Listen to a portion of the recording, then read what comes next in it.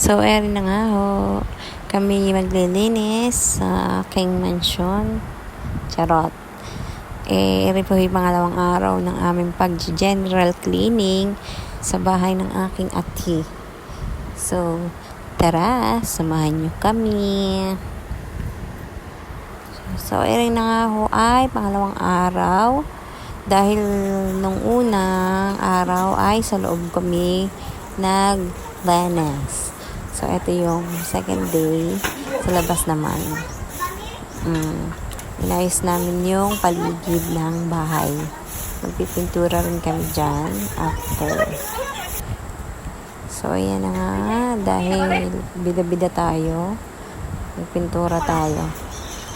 Para mabilis matapos, kanya-kanya kami ng area. So, naghiwa-hiwalay na kami. Siya dito, siya doon, ganun. Para mabilis. So, ayan nga pala. Shout out nga pala sa aking magandang pamangkin na si Kylie.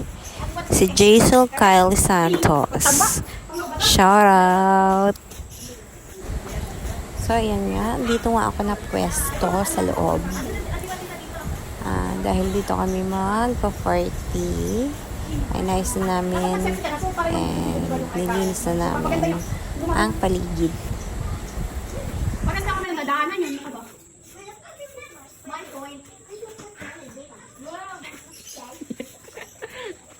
We're back. First coat. So, ito nga pala ang aking team. Sumugod ang aming team. Yan. Sila ang mga boys ay sa labas nakatoka. So, sila yung nagpintura sa labas. So, ayan silang tatlo.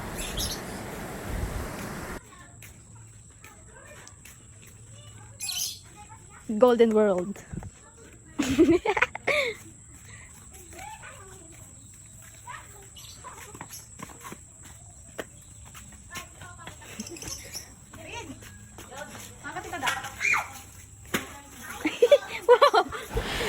So, yan nga lang ho ang ganap ng mga araw na yan. So, dahil nga busy ang inyong lingkod sa pagpipintura, ay hindi ko na videohan ang after.